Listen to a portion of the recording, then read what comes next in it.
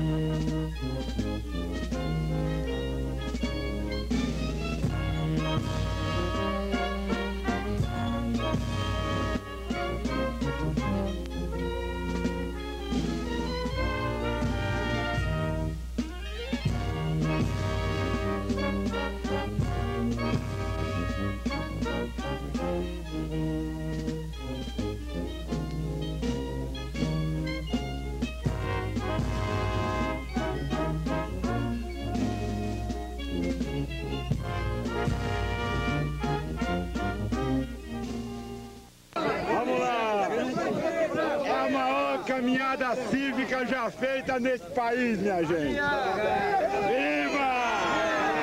Viva a livre iniciativa! Viva a propriedade! O senhor poderia me dizer qual a importância da UDR para o senhor? UDR para mim? Eu não sei dizer. Pra mim, eu tomei por fora. Temos, sim, temos. Eu não sei falar não, moço. Qual o sentido da UDR na vida do senhor? O senhor acredita que eu não sei lhe explicar porque eu sou um simples colônio. Vim com essa caravana, aproveitei de graça e vim pra aqui. Olha, eu não posso explicar porque eu não sei, eu só estou acompanhando o seu grupo folclórico. O senhor é proprietário? Não, sou empregado. O senhor poderia me dizer qual a importância da UDR para o senhor? Não sei. Passa na televisão, diz que é contra a legalização do aborto. Diz que é a favor da pena de morte, eu disse não, que pensamento torto. No pretexto de AIDS, nunca se falou de sexo com tanta franqueza e confiança. Mas é bom saber o que dizer e o que não dizer na frente das crianças. Nesse botu, Bahia, arigato, Tobago. Obrigado, Cuba, Santo Martinique, Suriname, Belo Grão, Pará. Graças Puerto Rico.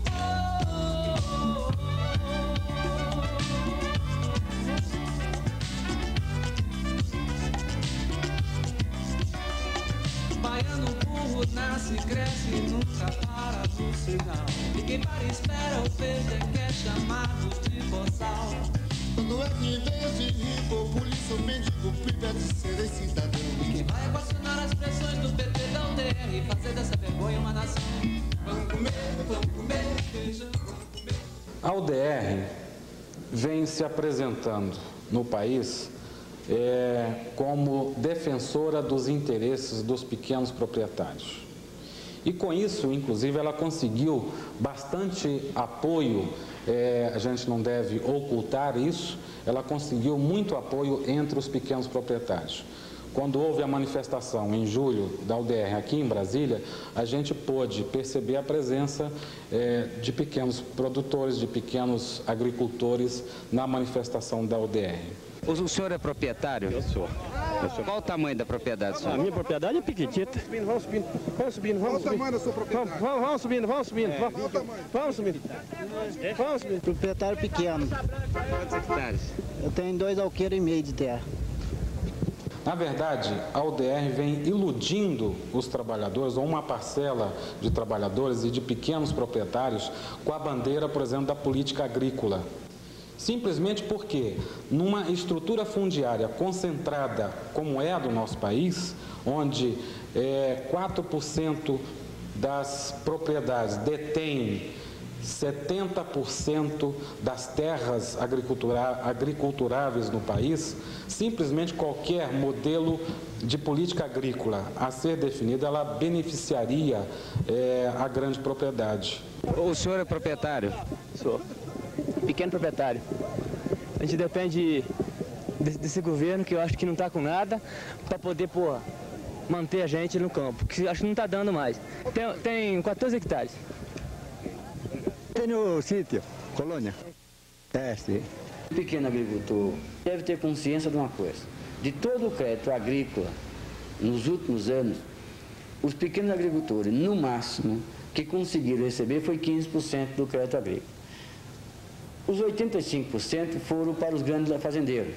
E é exatamente se os companheiros, pequenos agricultores, prestarem atenção, esses grandes que diz hoje, que estão lhe defendendo, e vamos dizer o nome, a UDR, que se diz que é defender os pequenos, pode verificar que são aqueles mesmos fazendeiros que tomaram as suas terras na vizinhança, através da promissória no banco, através da compra antecipada da produção, da chamada compra na folha, o pequeno que não pôde pagar o banco e o grande fazendeiro leiloou sua terra, tomou sua terra. O senhor tem propriedade?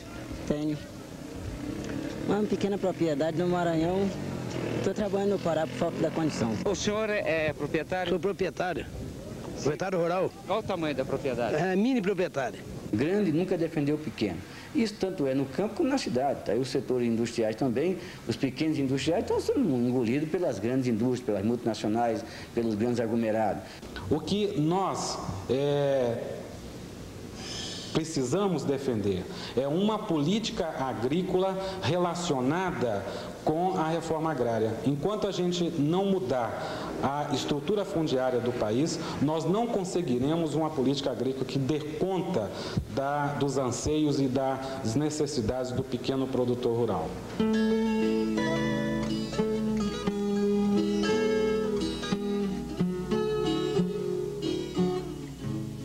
A história da luta pela reforma agrária, ela data da fundação do Brasil, da criação do Brasil.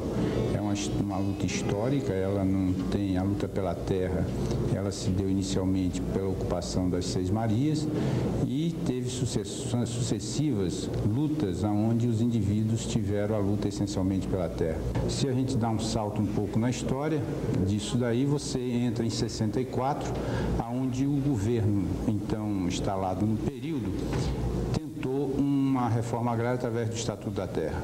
Com a nova República, ressurge a ideia do governo assumir esse compromisso com a reforma agrária. Cria-se um ministério para cuidar da elaboração de um plano e da execução de um processo de reforma agrária. Só que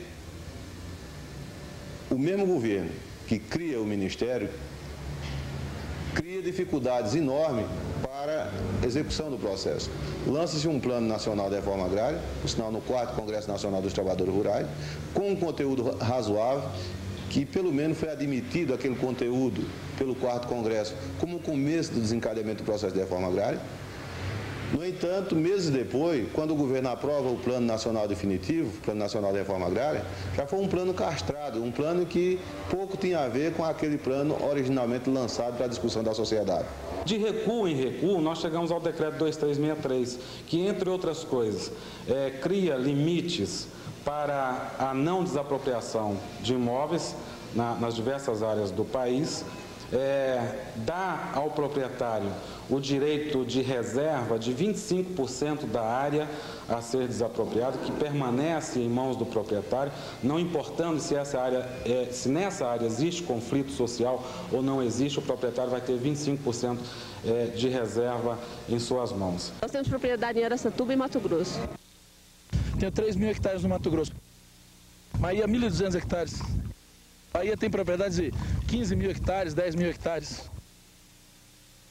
A igreja se coloca na luta a favor da reforma agrária. E nesse sentido, né, ela atua principalmente através da Comissão da Pastoral da Terra, que surgiu nos anos de 1975 para alertar os poceiros que naquela época estavam começando a ser expulsos das suas pequenas propriedades, dado aos incentivos fiscais que se davam para aqueles que quisessem comprar grandes áreas e aí desenvolver empresas agroindustriais. Hoje, quando a gente fala em latifúndio, a gente já não está mais falando daquele coronel atrasado lá do Nordeste, né, dono de imensas propriedades de terra. Hoje, quando a gente fala de latifúndio, a gente está falando do Bamerindos, do Bradesco, dos frigoríficos Atlas e Bordon, da Andrade Gutierrez, da Incol, enfim, de grandes grupos econômicos, né, do setor financeiro, do setor comercial, do setor industrial, da Volkswagen, que detém imensas quantidades de terra, principalmente na Amazônia. No Acre, que é um estado composto por 15 milhões de hectares de terra, essa terra, aproximadamente 8 milhões de hectares de terra, está concentrada na mão de 10 pessoas. Tem pessoas que é dono de 3 milhões de hectares de terra no Acre. E pior isso, é que estão organizando os jagunços pistoleiros, exército de pistoleiro, para expulsar esses seringueiros que resistem nas suas colocações de seringa. Qual o tamanho da sua propriedade? Meu amigo, o tamanho da propriedade, isso aí fica a nosso critério, você entendeu? A UDR hoje significa defender os seus interesses, o interesse do homem do campo. É esse o objetivo nosso, é estar contra a reforma agrária, contra o comunismo. E a posição da UDR é uma posição antagônica à posição da Igreja, pelas razões que eu disse anteriormente, da forma de como a Igreja e como a UDR concebe a propriedade. Não é possível ter uma autêntica democracia num país onde as terras estão distribuídas de uma maneira tão antidemocrática. Esse negócio de dizer que falta terra e oportunidade num país como o Brasil é uma grande demagogia. Os bons trabalhadores, aqueles que têm a estabilidade natural do emprego, eles passam a administração, de administração eles passam a gerente, de gerente eles passam a ser proprietários. Isso é que é o Brasil livre. Os trabalhadores do campo, né, que hoje estão praticamente sem acesso à terra, a grande maioria, por causa da concentração da terra na mão de poucas pessoas, nós esperamos que essa Constituição que está sendo elaborada, ela leve em conta, né, os 12 a 13 milhões de trabalhadores sem terra que está no Brasil. Fica uma esperança como é que vai aparecer esse assunto na Constituição.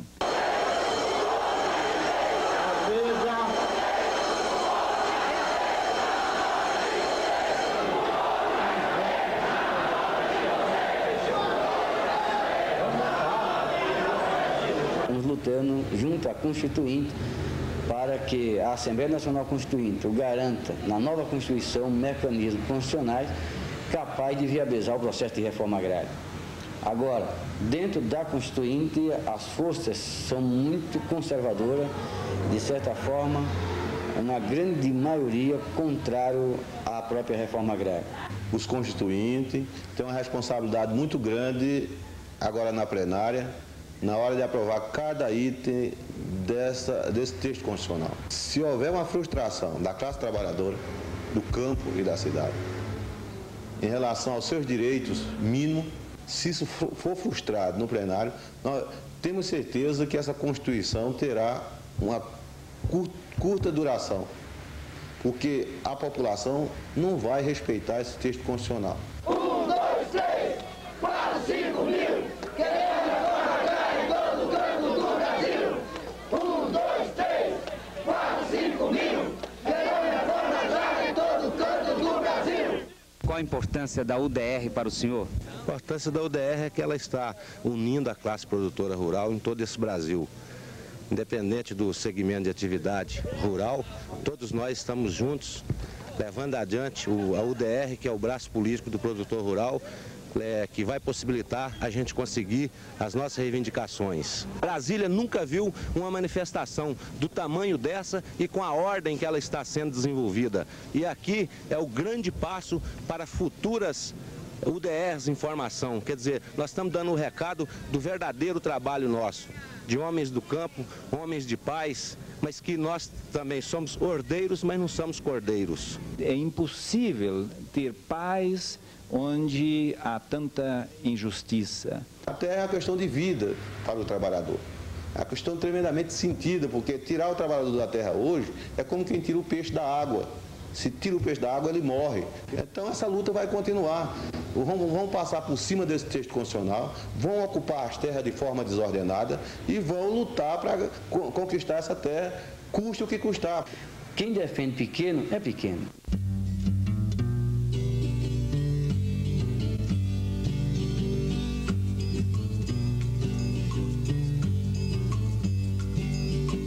Ei, o sertão é meu lugar, dos campos e matagais, onde cantam os passarinhos, nas colinas das Gerais, onde cantam os passarinhos, nas colinas das Gerais.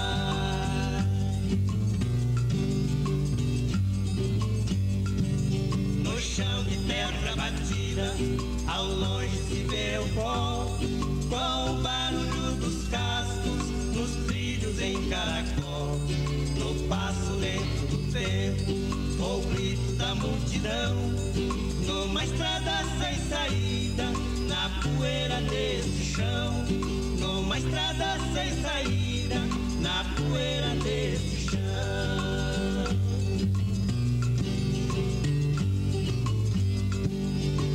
Ei, o sertão é meu lugar, dos campos e matagais, onde cantam os passarinhos, nas colinas das Gerais, onde cantam os passarinhos, nas colinas das Gerais.